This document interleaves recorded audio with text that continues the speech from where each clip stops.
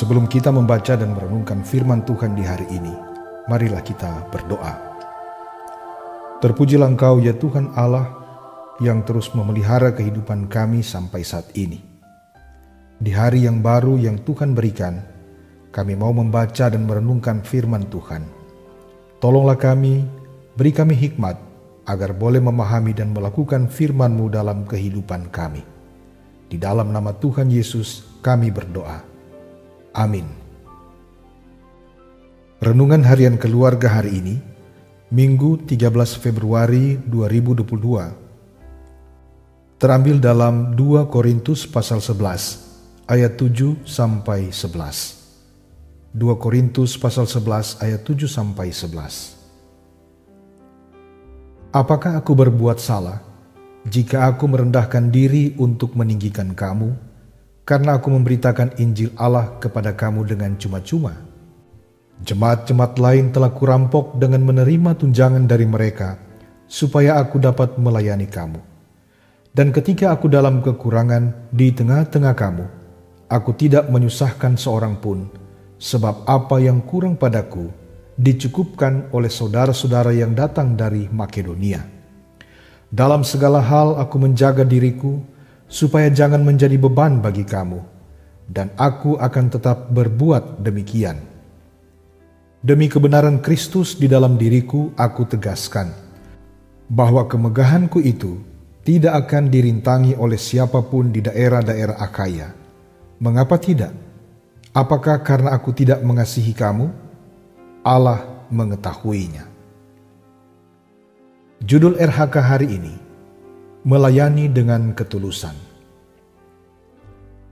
Ada syair lagu yang berkata, kerja buat Tuhan selalu manise, biar tanpa gaji selalu manise. Mungkinkah ungkapan ini masih relevan di dunia yang semakin individualistis sekarang ini? Penginjilan di masa kini terkadang menjadi ladang yang subur untuk memperkaya diri sendiri. Hal ini dibuktikan dengan munculnya ajaran-ajaran sesat yang hanya berpusat pada kemakmuran jasmani. Pelayanan hanya selalu tertuju pada tempat-tempat yang basah atau hanya pada orang-orang kaya saja. Tetapi masih lebih banyak yang melakukan pelayanan dengan ketulusan hati.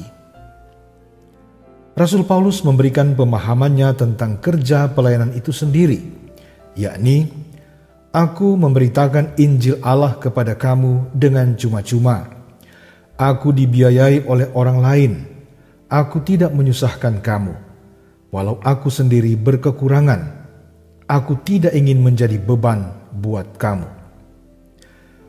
Paulus juga selain menginjil adalah pembuat tenda atau kemah, seperti dalam Kisah Para Rasul 18 ayat 3. Hal ini disampaikan dengan penuh ketulusan hati.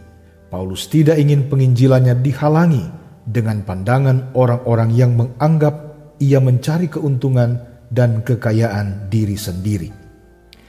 Apa yang ia lakukan adalah semata-mata untuk kemuliaan nama Tuhan.